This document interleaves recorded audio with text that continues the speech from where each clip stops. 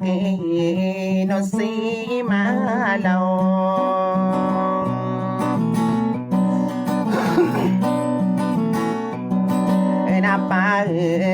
malaw kami daras ni genurawat nakabinari mapapayag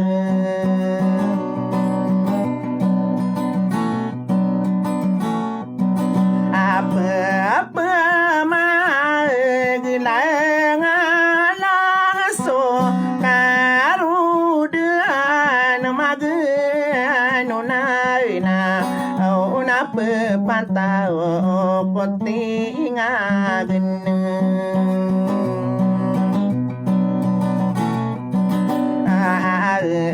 beyo tingara nakandeng ati tiya kapesu begue sungguh dege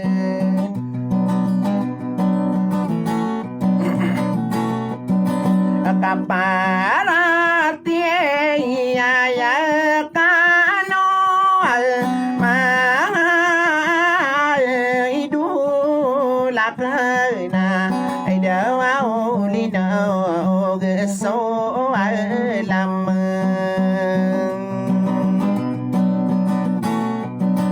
nami papan tawa meka pekediran linu kakena kasabuta kena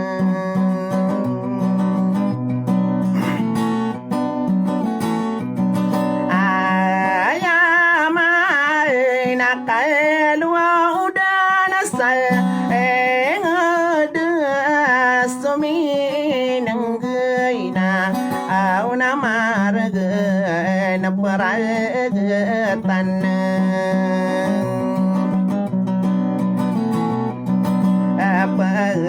Parinse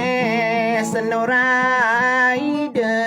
kamarage naparage na deralata beluing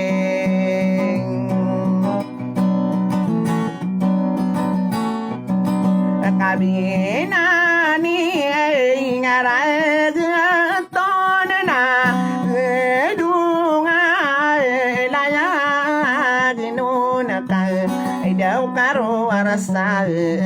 patemanan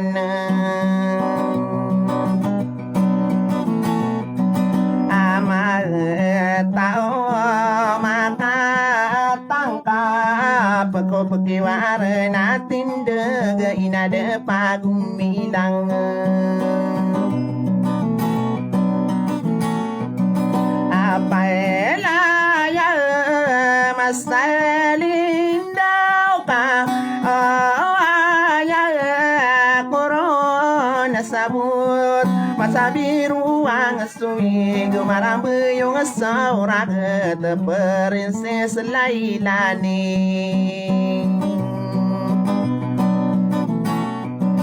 yo ma beneng ai de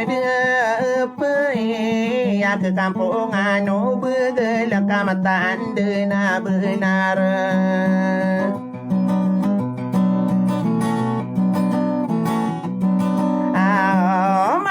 Sabiro ang sawigna marambe yung soragat waya kurun sabutari mga idul na margen paragatan kami yaman nabi intabi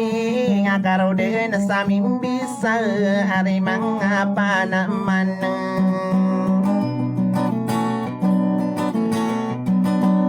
saya lawang ane mantonal nawal kanu pemana itu mga di pemana malang kalilimbu oranon hari dia tu alenor berbikum berabikum aku dari dai sapo lasna au na porma tangkore hinao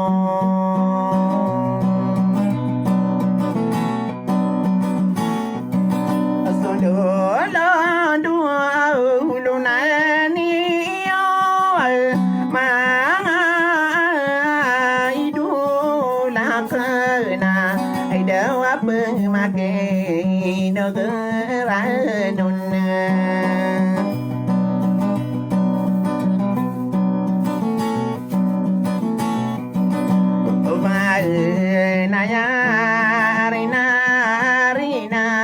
Kakagiyem mama sa bentuk ni alinora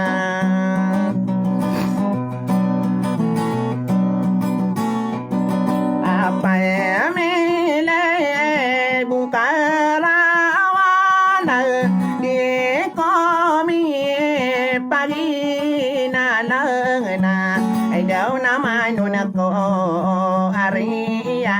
kena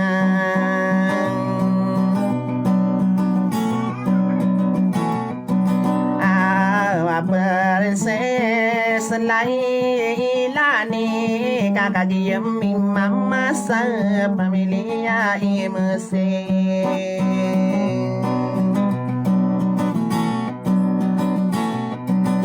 nagolem bu magara katasa ka pangano na ko ai đâu ka dero pagkana igira kilalaan so princess tamarangita princess nuraide de kumi paginalang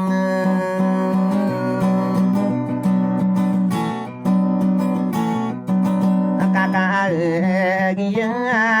panalambe ako manayari nari nauna sa kano pemananan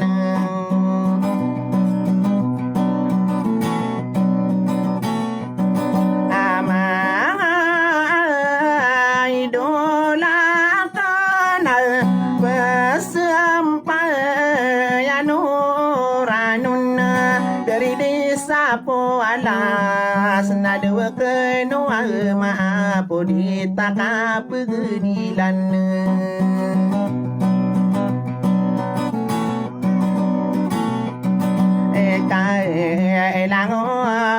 lango niyo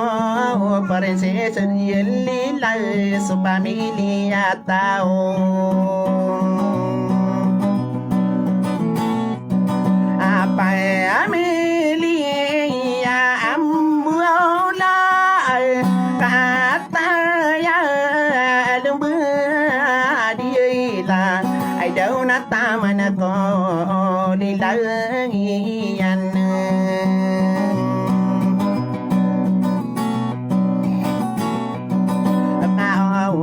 berapa pemakina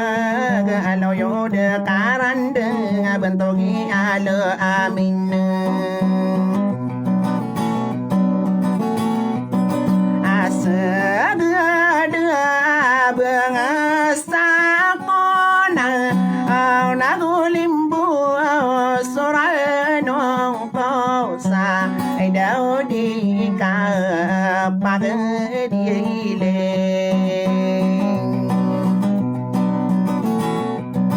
ekiba hinor paide su familia amia tangkadere akan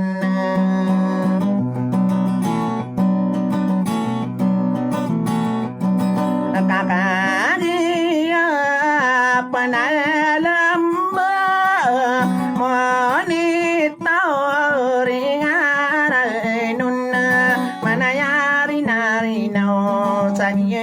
ni matain na mararang kumakanuron amang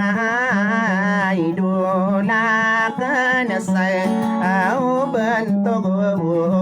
na lain kakada na diwa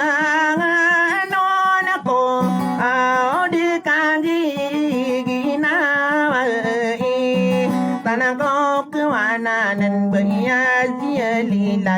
sayinan ni matan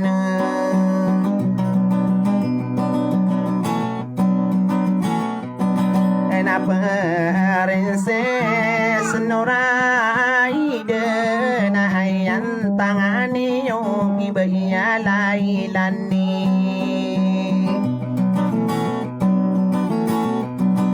Nagusida to ali ay noro asara dumasa mga kalilimbu ranon ko atas na kalim dari de ko po alasa Anaw na enulang ani kude nakasubuso de kasawang ipanto na rekoesyo